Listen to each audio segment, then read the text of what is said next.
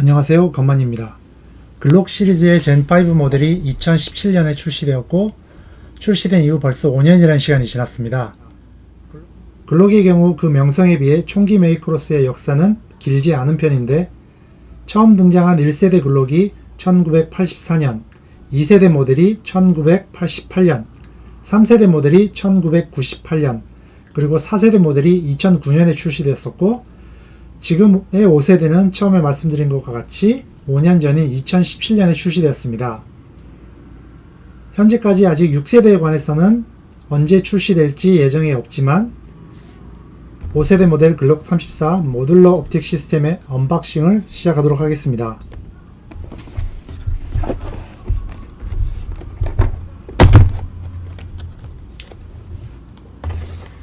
기본 구성품은 사용자 매뉴얼, 2개의 매거진, 백스트랩, 청소도구, 리어 사이트용 조절 툴, 그리고 스피드 로더, 그리고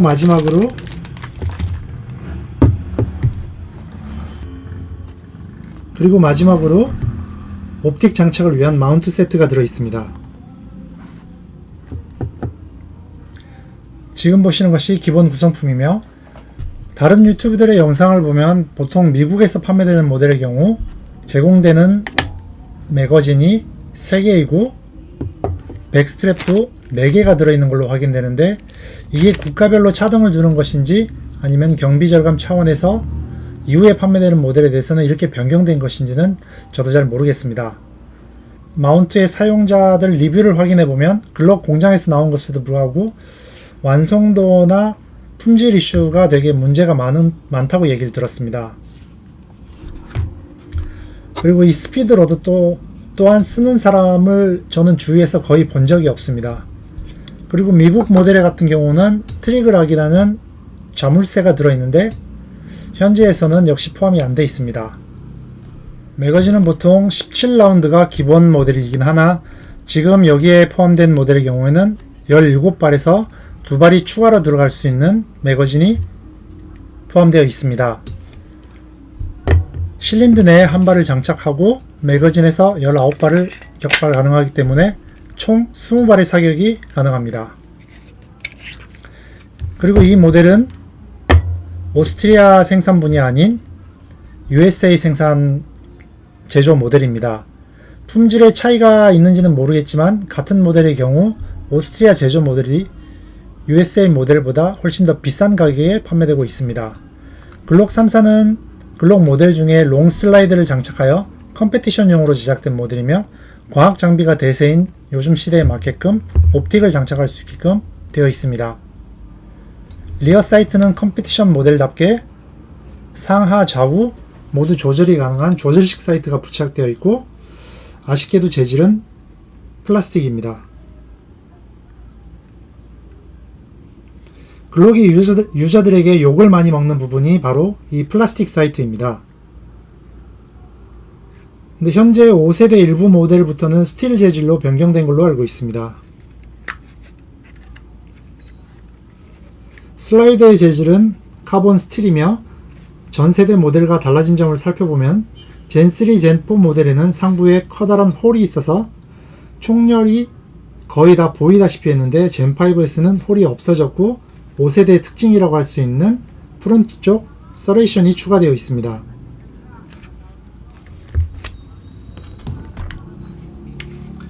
이 모델은 에어소프트건이긴 합니다만 3세대 글록 34 모델입니다. 보시는 것과 같이 상부에 커다란 홀이 가공되어 있기 때문에 현재 모델과 비교하면 많이 달라진 점을 확인할 수 있습니다. 폴리머 바디 프레임의 가장 큰 변화는 전체적인 그립 스티플링 디자인이 기존 모델과 비해서 완전히 달라졌고 핑거 그루브가 일자로 빠진 형태로 바뀌었는데 처음 나온 1세대, 2세대에는 원래 핑거 그루브가 없었습니다. 3세대, 4세대에 들어 핑거 그루브로 바뀌었다가 다시 초기 형태로 돌아간 거라고 보시는 게 맞는 것 같습니다. 아래쪽에 매거진 삽입구도 형태가 조금 바뀌었고 매그와일 형태로 좀 더 넓어진 형태로 바뀌었습니다.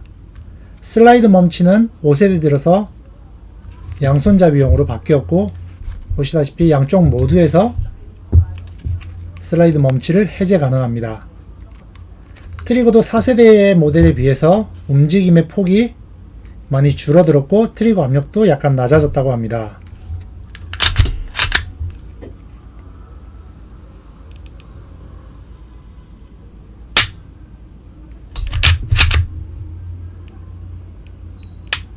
리셋 구간도 살짝 짧아진 듯한 느낌이 들긴 합니다. 보통 사격을 할 때는 트리거에서 약간 멈추는 구간, 벽을 느낀 후에 격발을 하게 되는데, 느낌상 벽이 있고 한 단계 더 가서 격발이 되는 느낌이 드는, 저는 개인적으로 이 부분이 별로 마음에 들진 않네요. 무게는 재원상 매거진을 장착하지 않은 상태에서 23.5온스, 즉 666.2g인데 실제 무게를 한번 측정해 보도록 하겠습니다.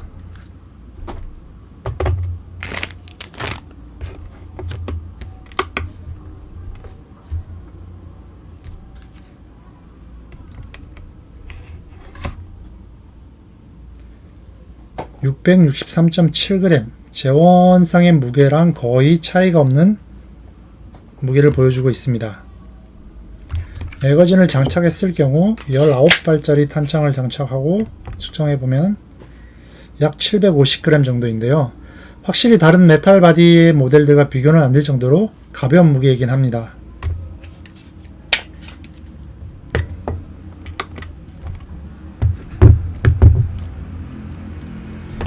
다음으로는 간단한 분해를 한번 해보도록 하겠습니다. 다들 아시다시피 글록의 모든 모델은 세대수에 관계없이 슬라이드 분해 방법이 동일합니다. 아래쪽에 슬라이드 분해 레버를 당긴 후 슬라이드를 이렇게 밀어주시면 간단하게 분해가 됩니다. 5세대 모델부터는 리코일 스프링이 싱글에서 더블 캡티브 타입으로 변경하였으며 리코일 스프링의 장력은 약 16파운드입니다.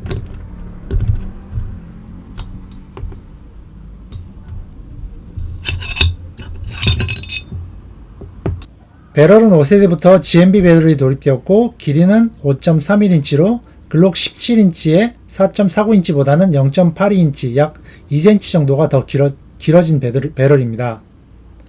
신품 배럴의 경우 배럴 브레이크인이라고 해서 배럴 내에 길들이기를 해줘야 이물질도 덜 끼고 청소해주는 주기도 더 길어진다고 하는데요.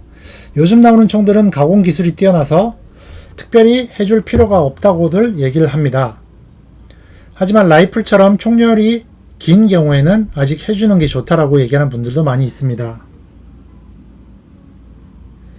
예전에 신차를 구입하면 엔진 길들이기를 1000km 주행을 해주는데요.